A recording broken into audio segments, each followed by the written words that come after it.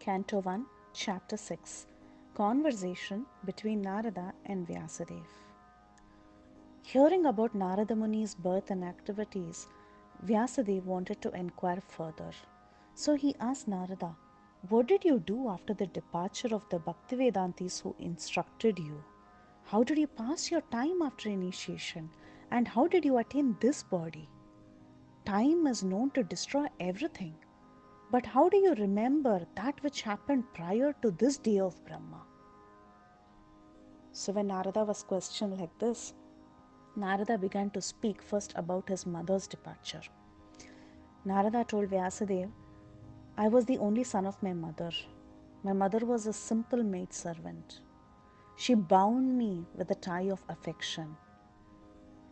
She was not very independent and she could not maintain me properly, although she wanted to. Everyone in this world is like a wooden doll in the hands of a puppet master. When I was a 5-year-old child, I had no experience of the different lands and I was completely dependent on my mother's affection. However, one night, when she went to go and milk a cow, my mother was bitten by a serpent and she had to leave her body. So I took this as the special mercy of the Lord, who always desires and who always bestows benediction for his devotees. So, thinking that it was a benediction by the Lord, it was destined to happen and it was the will of the Lord, I started to walk towards the north. I passed through many towns, villages, animal farms, agricultural lands, valleys, and so many places. I was very tired physically and mentally, and I took bath and drank water in a river.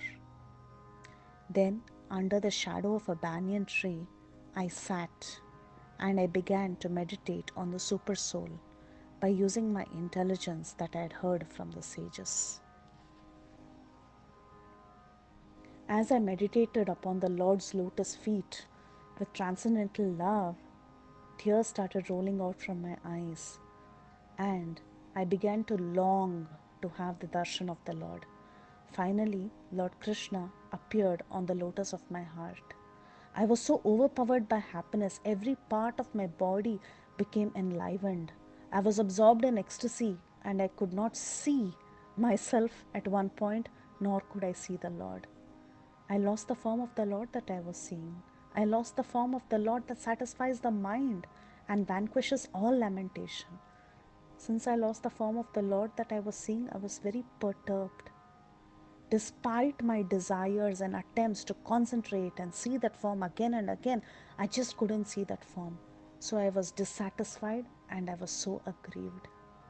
Seeing my attempts, the Lord, He spoke to me with gravity and pleasing words to mitigate my grief. He told me, "You will not see me again in this lifetime. Those who are incomplete in service, immature, and not free from material taints, they don't see me at all." Now Narada might have asked, "But show yourself once again to me." Narada actually had no material desires, being at the level of prema already. But by saying this, the Lord actually increased Narada's humility. Material service has satiation, whereas spiritual service of the Lord has neither satiation nor end. But the devotees always hanker to render it. The Lord told me that I showed myself to you once just to increase your desire for me.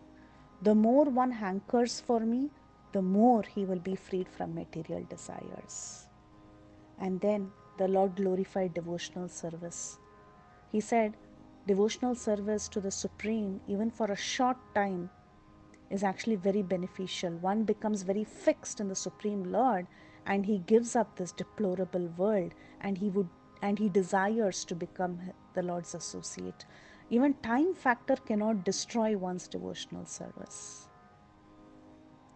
So after the Lord vanished, Lord Narada, he followed the instructions of the Lord until his death. So he repeatedly chanted the Lord's holy names and he ignored all the formalities of this world, and he traveled being very satisfied and humble and non-envious.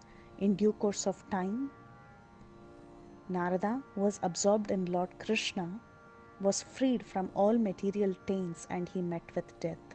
Quitting the material body of 5 elements, he received a spiritual body befitting the associate of the Lord. So Narada, like this, he finished telling his story, and Vyasadeva might have asked, if you have an eternal body, then why are you considered to be born from Brahma in this Swayambhu Manvantara? So for that, Narada began explaining. He said, actually, in the previous Kalpa, when the Lord breathed in, at the time of universal devastation, I entered the body along with Brahma. And after 1,000 yuga cycles, when Brahma woke up, I also appeared along with the 10 rishis. Since then, by Lord Vishnu's grace, I travel unrestrictedly, both in the spiritual and material worlds. So because I am fixed in unbroken devotional service, I just keep traveling. And by the power of chanting, I constantly travel singing Harikatha and playing the veena that was gifted to me by the Lord. As soon as I chant, the Lord, whose activities are so pleasing to hear, at once appears in my heart as if he's called for right there. Harikatha is the most suitable boat to cross the material ocean for those who are full of anxieties due to constantly desiring the objects of the senses. No one can stop the thinking, feeling, willing, or working process. But if one wants actual happiness, he must change the subject matter from mundane subjects to the activities of Lord Krishna and his eternal associates. The soul afflicted by lust and greed is not satisfied by Ashtanga Yoga and other paths. He is only satisfied when he performs direct service to Lord Mukunda. Narada now told Vyasadeva, you have asked me about my story, and for your satisfaction, I have explained my birth and activities. So, having spoken like this to Vyasadeva, Narada, vibrating his veena, was ready to depart. All glories to Narada Muni, who glorifies the entire world, taking pleasure in himself and enlivening all the distressed souls. Hare Krishna.